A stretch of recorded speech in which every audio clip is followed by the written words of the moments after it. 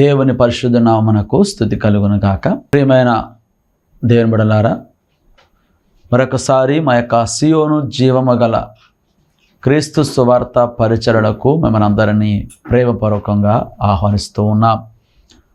దేవుడు మిమ్మను మీ కుటుంబాలను ఆశీర్వదించాలని, మీ యొక్క చేతి పనులను నిలిచే ప్రతి కార్యమును దేవుడు సఫలకృతం చేయాలని మీ కొరకు అనుదినము ప్రార్థన చేస్తూ ఉన్నాం. దేవుడు అట్టి కృప మీకును మీ కుటుంబానికి అనుగ్రహించి దేవుని యొక్క కాపుదల ప్రభు మీకు అనుగ్రహించునుగాక. ఆమేన్. మంచిది పిల్లారా, మరొకసారి ఇటు రీతిగా మీతో కలిసి దేవుని యొక్క వాక్యమును మీతో పంచుకోవటానికి ప్రభు నాకును మనకును అనుగ్రహించినటువంటి ఈ యొక్క తరుణాన్ని బట్టి దేవుని ఎంతగానో స్తుతిస్తూ ఉన్నా. సమస్తమైన మహిమ ఘనత ప్రభావములు మన ప్రభువుకే చెందునుగాక. ఆమేన్. ఈ సమయంలో ప్రత్యేకముగా ఎంతో ప్రయాసపడి ఎంతో భారము కలిగి అనేక మంది నశించిపోతున్నటువంటి వారు రక్షించబడాలని, రక్షించబడిన వారు దేవునిలో ఇంకను బలపరచబడుతూ దేవుని యొక్క రాజ్యానికి వారసులు కావాలి అనే ఉద్దేశంతో ఈ యొక్క సియోను జీవము గల క్రీస్తు సువార్త పరిచర్యలను కొనసాగిస్తున్నటువంటి ఈ పరిచర్య యొక్క ఫౌండర్ అయినటువంటి డాక్టర్ యేసుపాదం గారికి, వారి కుటుంబానికి ప్రభు పేరట ప్రత్యేకమైన వందనాలు తెలియపరుస్తూ ఉన్నాను. Praise the lord. దేవుడు వారికి మంచి ఆయురారోగ్యమును దీర్ఘాయుష్ను తమ యొక్క ప్రయాణములలో ప్రతి విషయములో, ముఖ్యంగా పరిచర్యలో దేవుడు వారిని బలముగా వాడుకున్నట్లుగా వారి కొరకు మీ యొక్క అనుదిన ప్రార్థనలలో జ్ఞాపకం చేసుకోవలసిందిగా ప్రభు పేరట తెలియపరుస్తూ ఉన్నాను. దేవునికి మహిమ కలుగును గాక. Praise the lord. మంచిది ప్రియమైన దేవుని బిడ్డలారా, ఈ దినము మన యొక్క ధ్యానము నిమిత్తమై పరిశుద్ధ గ్రంథములో నిర్గమాకాండము 31వ అధ్యాయము 1వ వచనం మొదలుకొని 11వ వచనం వరకు చదువుకుందామని తెలియపరుస్తూ ఉన్నాను. మీ యొద్ద పరిశుద్ధ గ్రంథం ఉన్నట్లయితే మీరు కూడా అట్టి గ్రంథమును తెరచి నాతో కలిసి దేవుని యొక్క వాక్యమును చదవలసిందిగా ప్రభు పేరట తెలియపరుస్తూ ఉన్నాను. నిర్గమాకాండము 31వ అధ్యాయము 1 నుంచి 11 వచనాలు చదువుకుందాం. అందులో ప్రాముఖ్యముగా 6వ వచనం వరకు చదువుకుందాం. దేవునికి మహిమ కలుగును గాక. మరియు యెహోవా మోషేతో ఇట్లనెను, చూడుము, నేను యూదా గోత్రములో హూరు మనుమడును ఊరు కుమారుడునైన బెసలేలు అను పేరు గల వారిని పిలిచి తిని విచిత్రమైన పనులను కల్పించుటకును, బంగారుతోనూ వెండితోనూ ఇత్తడితోనూ పని చేయుటకును, పొదుగుటకై రత్నములను సానబెట్టుటకును, కర్రను కోసి చెక్కుటకును, సమస్త విధములైన పనులను చేయుటకును, జ్ఞాన విద్యా వివేకములను సమస్తమైన పనుల నేర్పుకు వానికి కలుగునట్లు వారిని దేవుని ఆత్మపూర్ణిగా చేసి ఉన్నాను. మరియు నేను దాను గోత్రములోని అహిసామాకు కుమారుడైన అహోలియాబును అతనికి తోడుగా చేసి తిని. ఆమేన్. దేవుడు ఈ వాక్య భాగమును మన వినికుడిలో దీవించి అట్టి వాక్యము ద్వారా వినుచున్నటువంటి ప్రతి ఒక్కరితో దేవుడు ప్రత్యేకముగా మాట్లాడి బలపరచి స్థిరపరచునుగాక. ఆమేన్. Praise the Lord. ప్రార్థన చేద్దామండి.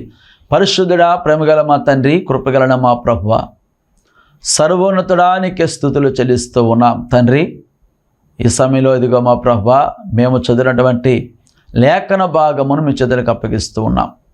ప్రతి లేఖన భాగము కూడా ప్రభువా మీరే మీ ఆత్మ ద్వారా మీ సేవకులను ప్రేరేపించి వ్రాయించి ఉన్నారు. అట్టి మాటలు మాకు ఎంతగానో బలమును, శక్తియు, ఆదరణను, ధైర్యమును అనుగ్రహించవు. కాబట్టి అట్టి మాటల చేత వినుచున్న ప్రతి వారిని మీరు దర్శించండి. యేసు నామమున అడుగుచున్నాము తండ్రి. ఆమేన్. ఆమేన్. Praise the Lord. హల్లెలూయా. మంచిది ప్రియమైన దేవుని బిడ్డలారా, పరిశుద్ధ గ్రంథముల నుంచి మనం చదివినటువంటి ఈ యొక్క వాక్య భాగము కొద్ది నిమిషాలు ధ్యానించుకుందా.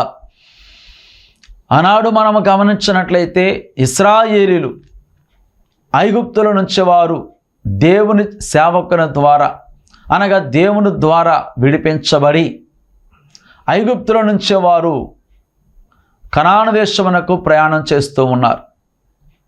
ఆ ప్రయాణములో దేవుడు వారిని ఎన్నో అద్భుతముల గుండా నడిపించున్నాడు. అరణ్యము ద్వారా నడిపించినప్పటికీ అద్భుతముల గుండా కూడా నడిపించున్నాడు అని మనము చెప్పుకొనవచ్చు. దేవునికి స్తోత్రం కలుగును గాక. అయితే చూడండి, ఇక్కడ మరి వారైతే ప్రయాణం చేస్తున్నారు, కానీ వారికైతే విడుదల వచ్చింది, కానీ వారు అద్భుత రీతిగా దేవుని చేత పోషించబడుతున్నారు. కానీ దేవుడు వారి మధ్య నివాసము చేయటానికి, వారందరూ కలిసి ప్రభువును ఆరాధించటానికి, ప్రభు సన్నిధిలో వారు ఆయనను ఘనపరచడానికి, ఆయనను సేవించటానికి, బలులు అర్పించటానికి ఒక ఆలయమును అనగా ఆ ప్రత్యక్ష గుడారమును వారి మధ్య నిర్మించడానికి దేవుడు తన సేవకుడగు మోషేతో చెప్పుచున్నట్లుగా మనము చూస్తూ ఉన్నాం. స్తోత్రం. అయితే చూడండి, ఆ యొక్క ప్రత్యక్ష గుడారములో కావలసినటువంటి సామాగ్రి కావచ్చు, ఆ యొక్క గుడారం యొక్క నిర్మాణము కావచ్చు, ఆవరణము, బలిపీఠము, ఇవన్నీ కూడా నిర్మించబడడానికి కేవలము ఎవరో ఒకరిని తీసుకొచ్చి వారి ద్వారా వాటిని తయారు చేయించడం కాదు, కానీ వాటిని నిర్మించాలి. ఆ నిర్మించడానికి కావలసినటువంటి కొలతలు ఇవన్నీ కూడా దేవుడు మోషేతో తెలియపరుస్తూ ఉన్నాడు. అంత మాత్రమే కాదు, వాటిని నిర్మించడానికి కూడా దేవుడే పంపిస్తూ ఉన్నాడు.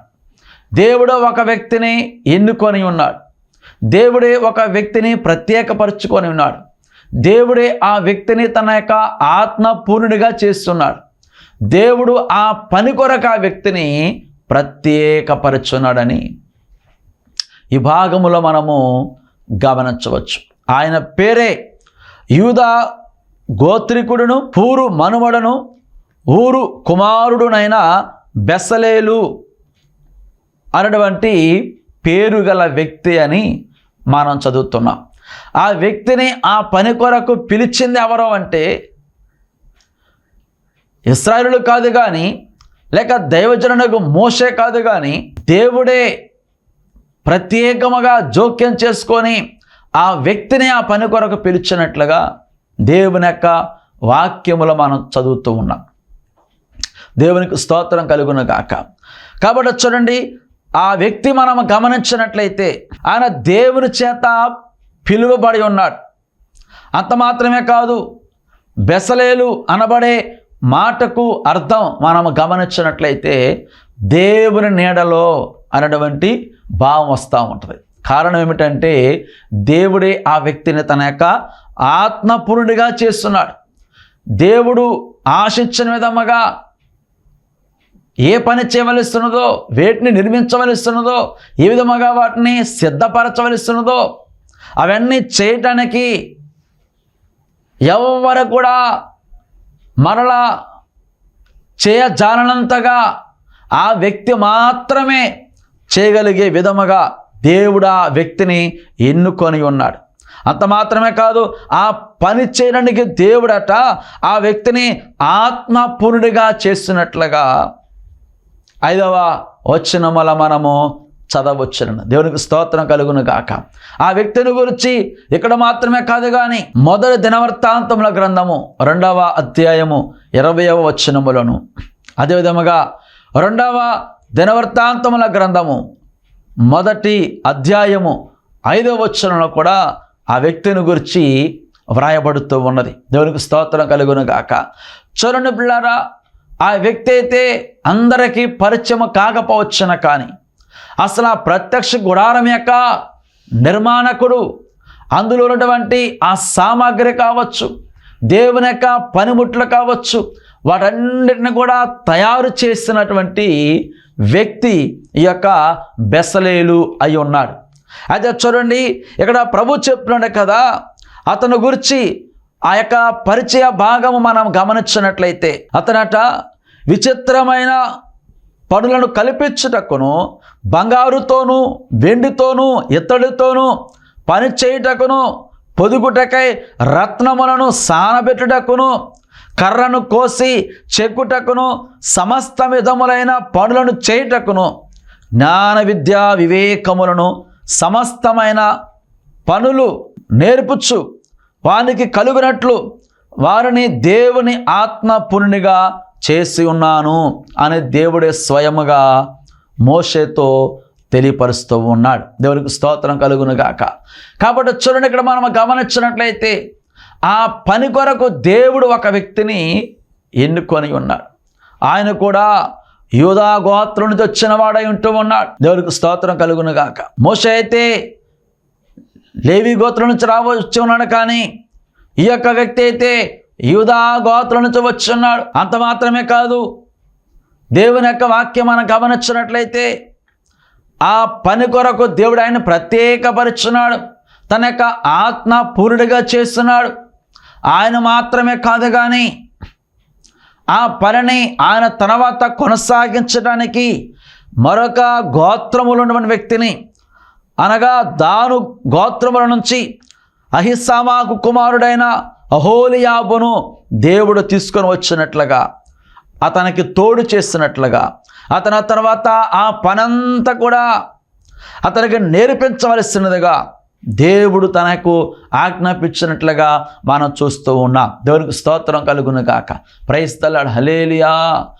మరి చూడండి పిల్లారా, దేవుని యొక్క వాక్యములను మనం గమనించినట్లయితే ఈ వ్యక్తి అట విచిత్రమైన పనులు కల్పించుటకును, దేవుని యొక్క మరి మందిరములో లేక ఆ యొక్క ప్రత్యక్ష గుడారములో మనము గమనించినట్లయితే సేవ నిమిత్తమై ఉన్నటువంటి ఆ పరికరాలు కావచ్చు, అవన్నీ కూడా సిద్ధపరచటానికి ఆ మందసము, అదేవిధముగా బల్ల, దీప వృక్షము, తోప వేదిక, దహన బలిపీఠము, ఇవన్నీ కూడా ఆయన మాత్రమే సిద్ధపరిచినట్లుగా, ఆయన మాత్రమే కాక అహోలియాబును కూడా ఆయన నేర్పించినట్లుగా, వారు ఇరువురు కలిసి వాటిని సిద్ధపరిచినట్లుగా దేవుని యొక్క వాక్యం మనం చూస్తున్నాం.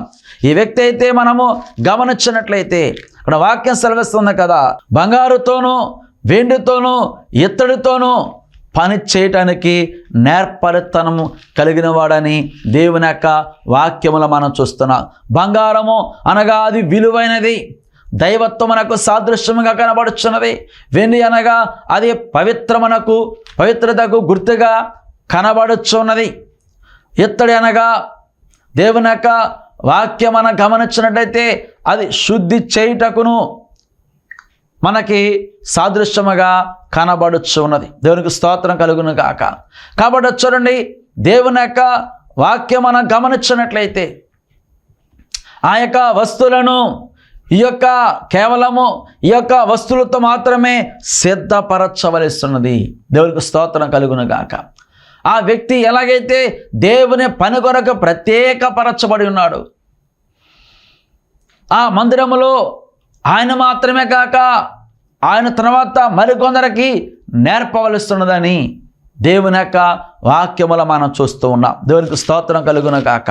కాబట్టి చూడండి, ఇంకా మనం గమనించినట్లయితే మరి వారు చేసినటువంటి ఆ యొక్క విధము మనం గమనించినట్లయితే మొట్టమొదటిగా ఆ ప్రత్యక్ష గుడారం యొక్క తెరలను చేసినట్లుగా, మొదటిగా పొడవైనటువంటి తెరలను, ఆ తర్వాత అడ్డతెరలను ఆయన తయారు చేసినట్లుగా మనము గమనించవచ్చును. దేవునికి స్తోత్రం కలుగును గాక. అంత మాత్రమే కాదు, తొమ్మ కర్రతో నిలువు పలకలను చేసినట్లుగా కూడా దేవుని యొక్క వాక్యం మనం చూస్తున్నాం. ఆ తొమ్మ కర్రతోనే మందసమును చేసినట్లుగా, అంత మాత్రమే కాదు బల్లను చేసినట్లుగా మనం గమనించవచ్చు. ఇంకా ఎక్కువగా వివరించడానికి సమయం అయితే సరిపోదు, కానీ ఆ తొమ్మ కర్రతో చేయడానికి దేవుడు ఎందుకు ఆయనకు ఆజ్ఞాపించున్నాడు అని మనము ఆలోచన చేసినట్లయితే, ఆ తుమ్మ కర్ర అనేది మనుషునకు గుర్తుగా కనబడుచున్నది. ఆ తుమ్మ చెట్టుకు అన్నీ కూడా ముళ్ళులుగా ఉంటాయి. ఎక్కడ కూడా పట్టుకోవడానికి అవకాశం ఉండదు. ఆ ముళ్ళు గుచ్చుకుంటూ ఉంటవి. కాబట్టి ఇదిగో మనుషుడు కూడా ఇతరులకు హాని చేసేవాడుగా ఉంటూ ఉన్నాడు, ఇతరుల చేత హాని చేయబడుతూ ఉన్నాడు. ఇదిగో ముఖ్యంగా మనుషుడు ఇతరులకు హాని చేయబడుతున్నాడు. కాబట్టి ఇప్పుడు ఆ యొక్క ముళ్ళుగా ఉన్నటువంటి ఆ యొక్క తుమ్మ కర్ర అది చెక్కబడి దాని మీద బంగారం పొదిగించబడుతూ ఉన్నది. అదేవిధంగా కొన్ని సందర్భంలో వెండి పొదిగించబడుతూ ఉన్నది, ఇతరుల చేత పొదిగించబడుతూ ఉన్నది. దేవునికి స్తోత్రం కలుగును గాక. కాబట్టి ఆ తుమ్మ కర్ర ఎలాగైతే అది నున్నగా చెక్కబడి ఉన్నదో, అనేకులకు హానికరముగా ఉన్నటువంటి ఆ ముళ్ళు అంటే మాటలో క్రియలు చేసినటువంటి మనము కూడా, అలాంటి స్వభావం కలిగిన మనము కూడా చెక్కబడుతూ సరిచేయబడాలని, దేవునికి విరుద్ధముకు ఎలాంటి స్వభావము కానీ, క్రియలు కానీ, మాటలు కానీ, ఆలోచన కానీ మనలో ఉండకుండా మనము కూడా చెక్కబడవలసి ఉన్నదని, సరిచేయబడవలసి ఉన్నదని, ఆ యొక్క చెక్కలతో ఎలాగైతే దేవుని పని కొరకు వాడినటువంటి పాత్రలు చేసి ఉన్నాడో, మనము కూడా దేవుని యొక్క పని కొరకు వాడబడే పాత్రలుగా మనము నిర్మించబడాలి అని దేవుని యొక్క వాక్యం మనకు తెలియపరుస్తున్నాడు. వాటి మీద ఎలాగైతే బంగారమును పొదిగిచ్చున్నాడో, అనగా అది లోపల ఉండవలెను, పైకైతే బంగారము కనబడవలసి ఉన్నది.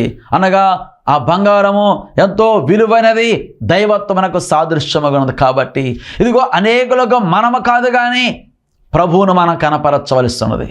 ప్రభువే అనేకులు మనలను చూడవలసి ఉన్నదని ఇందును బట్టి దేవుని యొక్క వాక్యం ద్వారా తెలియపరుస్తున్నాడు. కొన్ని సందర్భములలో దాని మీద వెండి పొదిగించవలసి ఉన్నది.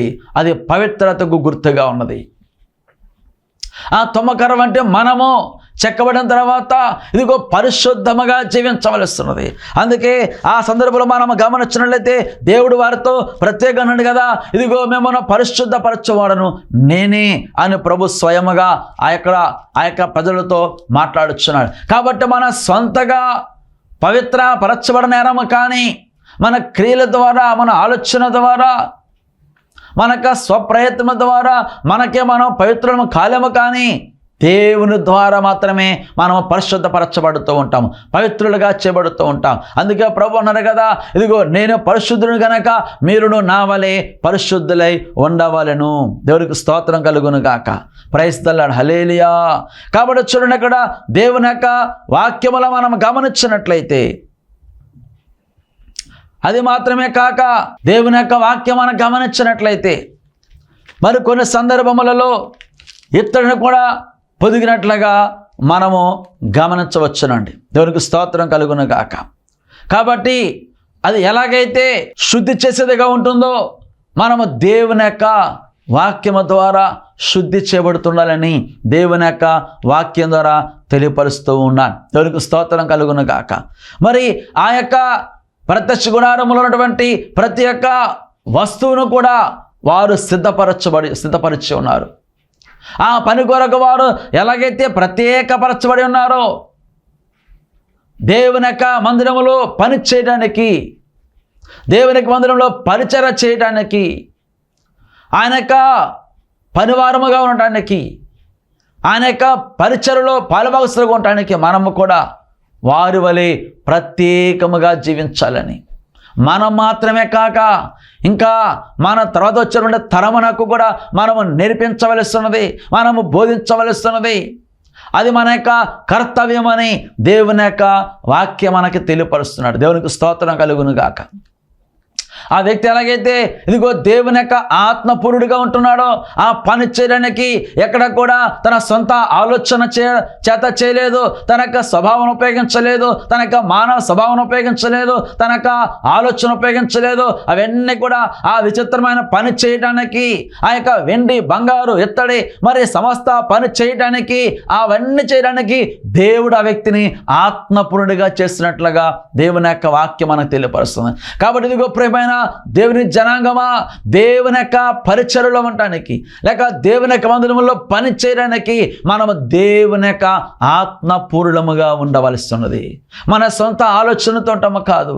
ఈ లోకములో ఎక్కడెక్కడో మరి ఆ యొక్క చెడ్డ కార్యములు జరిగిస్తూ చెడ్డ పనులు చేస్తూ దేవుని మందిరానికి వచ్చి ఆయన పరిచర్య చేసి ఇదిగో నాకు దీవెనకరం ఉంటుంది, ఇది నాకు ఆశీర్వాదకరము, ఇది నాకు ధన్యత అనుకోవడం కంటే కూడా ఆ పరిచర్యకు ముందుగా కూడా మనము సిద్ధపడవలసిస్తున్నదని, శుద్ధించబడవలసిస్తున్నదని, దేవుని యొక్క సన్నిధిలో ఇదిగో మనము దేవుని యొక్క వాక్యం ద్వారా దేవుని యొక్క సన్నిధిలో మనము శుద్ధి చేయబడతో సరిచబడవలసిస్తున్నదని, మరి ముఖ్యంగా దేవుని యొక్క ఆత్మపూర్ణముగా మనం ఉండవలసిస్తున్నదని దేవుని యొక్క వాక్యం ద్వారా తెలియపరుస్తున్నాడు. దేవునికి మహిమ కలుగును గాక. Praise the Lord. హల్లెలూయా. ఆ వ్యక్తి ఎలాగైతే మరొక గోత్రములనే వ్యక్తికి నేర్పిస్తూ ఉన్నాడో, అహోలీయాబును నేర్పిస్తూ ఆయనతో కలిసి పని చేస్తున్నాడో, మనము కూడా ఇతరులకు నేర్పిస్తూ వారితో కలిసి మనము కూడా అందరూ కలిసి దేవుని యొక్క పని చేయాలని, ఎందుకనగా ఆ పని గొప్పది అని, ఇదిగో ఈ లోకములో అన్ని పనుల కంటే కూడా దేవుని పని దొడ్డది అని దేవుని యొక్క భక్తుడు నెహెమ్యా తెలియపరుస్తూ ఉన్నాడు. దేవునికి స్తోత్రం కలుగును గాక. ఇదిగో దేవుని యొక్క మందిరములో పని మనము ఇష్టానుసరముగా ఆషామాషగా చేయడం కాదు, కానీ లోక సామెత మనం ఎరుగుంటున్నాము కదా, దేవుని పెళ్ళికి అందరూ పెద్దలే అని. అలాంటి సామెతను మనం ఉపయోగించడం కాదు, కానీ దేవుని పనిని ఎంతో నిష్ఠగాను, ఎంతో పవిత్రముగాను, ఎంతో జ్ఞానము కలిగి, ఎంతో జాగ్రత్త కలిగి ఆయన పని మనము చేయవలస్తున్నదని అపోస్తలుడైన పౌలు చెప్తున్నాడు కదా. ఇదిగో మీ యొక్క సొంత కార్యములు మాత్రమే కాదు, కానీ దేవుని యొక్క పనులు కూడా మనము ఉండవలస్తున్నది. దేవునికి స్తోత్రం కలుగును గాక. Praise the Lord. హల్లెలూయా. కాబట్టి చూడండి, ఇక్కడ మనం గమనించినట్లయితే ఈ యొక్క నిర్గమకాండము 36వ అధ్యాయం మొదలుకొని 38వ అధ్యాయం వరకు కూడా ఆయన ఏ పనిని ఎలా చేస్తున్నాడో, ఎలాగో నిర్మించున్నాడో, ఆ పనిని మరి ఎందుకొరకు నిర్మించున్నాడో అవన్నీ కూడా క్షుణ్ణముగా వ్రాయబడి ఉన్నవండి. కాబట్టి దేవుని యొక్క పనిలో మనము కూడా వాడవలసిస్తున్నదని, ఈ యొక్క అంత్య దినములలో దేవుని యొక్క పని మనం జరిగించవలసిస్తున్నదని, మన యొక్క దీవెని కొరకు మాత్రమే కాదు, మన యొక్క ఆశీర్వాద కొరకు మాత్రమే కాదు, దేవుని పని చేయడం కోసం కూడా మనము ఇదిగో పవిత్రపరచుకుంటూ ఉండాలని, దేవుని యొక్క వాక్యం ద్వారా, దేవుని యొక్క ఆత్మ ద్వారా మనం నడిపించబడుతుండాలని, దేవుని యొక్క ఆత్మపూర్ణులుగా ఉండాలని దేవుని యొక్క వాక్యం మనకి తెలియపరుస్తూ ఉన్నాడు. దేవునికి స్తోత్రం కలుగును గాక. Praise the Lord. హల్లెలూయా. కాబట్టి ఇక్కడ అన్నాడు కదా, దేవుని యొక్క వాక్యం మనం గమనించినట్లయితే జ్ఞాన విద్య వివేకములను సమస్తమైన పనుల నేర్పును వానికి కలుగునట్లు వారిని దేవుని ఆత్మపూర్ణునిగా చేసి ఉన్నాను అని ప్రభువు స్వయముగా తెలియపరుస్తూ ఉన్నాడు. కాబట్టి దేవుని యొక్క మరి పని విషయంలో మనము జ్ఞానము కలిగి పని చేయాలని, వివేకముతో పని చేయాలని, మరి నేర్పరతనము కలిగి దేవుని యొక్క పని మనం జరిగిస్తున్నారని. ఇదిగో మోషేను కూడా దేవుడు ఎందుకు పిలుస్తున్నాడంటే ఆయన ఐగుప్తు యొక్క సకల విద్యల యందు ప్రావీణుడు కాబట్టి అతను పిలిచినట్లుగా కూడా దేవుని యొక్క వాక్యములు మనం చూస్తూ ఉన్నాం. దేవునికి స్తోత్రం కలుగును గాక. దేవుని యొక్క పని చేయటం వలన మనకి దీవెన మాత్రమే కాదు, ఆశీర్వాదం మాత్రమే కాదు, ఆయన పని చేయడానికి కూడా మనము సిద్ధపరచుకోవాలి. ఆయన పని చేయడానికి ఎంతైతే మనం చేయవలస్తున్నదో, దేవుడు మనకి ఏవైతే నేర్పిస్తూ ఉన్నాడో, దేవుని యొక్క వాక్యములు ఏమైతే ఉన్నదో ఆ వాక్య ప్రకారముగా దేవుని యొక్క పని జరిగిస్తుండాలని దేవుని యొక్క వాక్యం మనకి తెలియపరుస్తున్నాడు. దేవునికి స్తోత్రం కలుగును గాక. కాబట్టి చూడండి, ఇక్కడ ఆ యొక్క మరి ఆ పని చేయడానికి దేవుడు ఆ వ్యక్తిని ఎలాగైతే ఎన్నుకొని ఉన్నాడో, మనము కూడా దేవునికి దగ్గరగా ఉంటూ, దేవుని యొక్క సన్నిధిలో మనం ఉంటూ, దేవునికి సమీపముగా ఉంటూ, దేవుని యొక్క పరిచర్యలో మనము పాలుభాగస్తులము కావాల్సి ఉన్నదని ఆయన యొక్క వాక్యం మనకి తెలియపరుస్తున్నాడు. దేవునికి స్తోత్రం కలుగును గాక. చూడండి, మరి ఆయన నిర్మించిన యొక్క వ్యక్తి మనం గమనించినట్లయితే ఆయన దాను గోత్రం నుంచి వచ్చినవాడైనప్పటికీ కూడా ఆ గోత్రం మనం గమనించినట్లయితే ప్రకటన గ్రంథములో 144,000 మంది ఆ యొక్క సమూహంలో ఉన్నటువంటి ఆ యొక్క గోత్రములలో ఈ గోత్రము కనబడదు. అయినప్పటికీ కూడా వారికి కూడా నేర్పించడానికి దేవుడు కృప అనుగ్రహిస్తూ ఉన్నాడు. అందుకే మనం గమనించినట్లయితే మరి ప్రతి వారిని కూడా దేవుని సేవించడానికి, ఆయనను ఆరాధించడానికి, ఆయన యొక్క పని జరిగించడానికి దేవుడు మనకి గొప్ప అవకాశం అనుగ్రహిస్తున్నాడు. కాబట్టి మరి ముఖ్యంగా మరి మనకు సొంత ఆలోచనతో కాదు కానీ దేవుని యొక్క ఆత్మపూర్ణముగా మనం ఉండాలని, అనగా దేవుని యొక్క సన్నిధిలో ప్రార్థిస్తూ ఆయన శక్తిని పొందుకుంటూ, ఆయన ఆత్మను పొందుకుంటూ, ఆయన యొక్క కృపను పొందుకొనొచ్చు. దేవుని యొక్క సన్నిధిలో నిందరతులుగా జీవిస్తూ మరి దేవుని యొక్క మరి ఆ సన్నిధిలో ప్రార్థన చేస్తూ దేవుని కొరకు మనం ప్రత్యేకంగా బ్రతకాలని దేవుని యొక్క వాక్యం మనకి తెలియపరుస్తూ ఉన్నాడు. దేవునికి స్తోత్రం కలుగును గాక. Praise the Lord. హల్లెలూయా. కొందరైతే తమకి ఇష్టానుసారముగా లెక్క లేకుండా తమ యొక్క స్వప్రయోజనం కొరకు, తమ యొక్క సమయాన్ని బట్టి, తమ యొక్క ఆలోచనను బట్టి, తమ యొక్క స్వార్థాన్ని బట్టి జరిగిస్తుంటారు. కానీ అందుకే ఆయన వాక్యం సరస్తుంది కదా, దేవుడు ఆత్మ గనక ఆయనను ఆరాధించేవారు ఆత్మతోనూ సత్యముతోనూ ఆరాధించవలను. దేవుణ్ణి ఆరాధించాలన్నప్పటికీ కూడా ఆత్మతో సత్యముతో ఎలాగో ఆరాధించవలసినదో, ఆయన యొక్క సన్నిధిలో మరి ఏ చిన్న పరిచర్య చేరినప్పటికీ కూడా ఇదిగో దేవుని యొక్క ఆలోచనతోనే, దేవుని యొక్క నడిపింపుతోనే, దేవుని యొక్క ఆత్మపురులుగా ఉంటూ సమస్త కార్యములు మనం జరిగించాలని దేవుని యొక్క వాక్యం మనకి తెలియపరుస్తూ ఉన్నాడు. అందుకే దేవుని యొక్క భక్తుడు చెప్తున్నాడు కదా, ఇదిగో జీవగల దేవుని చేతిలో పడుట భయంకరం అంటూ ఉన్నాడు. ఎందుకనగా దేవుని కొరకు మనము ప్రత్యేకంగా జీవించవలసింది. ఇతరులు మనం గమనించినట్లయితే క్రైస్తవులు అనగా అన్నిట్లో ఉంటూ ఉన్నారు, ప్రతి వాంట్లో కనబడుతూ ఉన్నారు, ప్రతి విషయంలో కనబడుతున్నారు, ప్రతి సందర్భంలో ఉంటున్నారు, ప్రతి పండగ చేస్తున్నారు, అన్నిట్లో ఉంటున్నారు అన్నటువంటి మాట మనకి కనబడుచున్నది. అలాగూ కాదు కానీ మనం ప్రత్యేకించబడిన వారమే దేవుని కొరకు మనం జీవించాలని, మన ప్రభువును మనం సేవించాలని, ఆయన పనిని మనం జరిగిస్తూ ఉండాలని, ఆయన నగర కొరకు మనం సిద్ధపడాలని, ప్రభు కొరకు మనం జీవించాలని ఈ సందర్భంలో ఆ యొక్క బెసలేలు వలె దేవుని కొరకు మనము ప్రత్యేకంగా బ్రతకాలని దేవుని యొక్క వాక్యం ద్వారా తెలియపరుస్తున్నాను. అట్టి కృప యేసయ్య మనకు అనుగ్రహించి నడిపించి తనకు రాజ్యానికి వారసులుగా చేయనుగాక.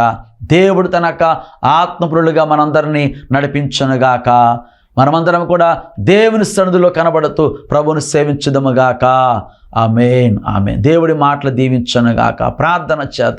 పరిశుద్ధుడా, ప్రేమగల మా తండ్రి, కృపగల మా ప్రభువా, సర్వోన్నతుడా, ఆశ్చర్యకరుడా, నీకు స్తుతులు చెల్లిస్తున్నాం. ఈ సమయంలో ఇదిగో మా ప్రభువా తండ్రి దేవా, మేము వినటువంటి ప్రతి మాటను బట్టి నీకు స్తోత్రాలు. ఆ బెసలేలు వలె మా ప్రభువా నీ కొరకు ప్రత్యేకించబడిన వారమే జీవించే కృప మీరు మాకు దయచేయండి. ఈ మాట విన్న ప్రతి బిడ్డను మీరు దర్శించండి, ఆశీర్వదించండి, స్వస్థపరచండి, విడుదల కార్యం జరిగించమని యేసు నామమున అడుగుచున్నాము తండ్రి. ఆమేన్. Praise the lord.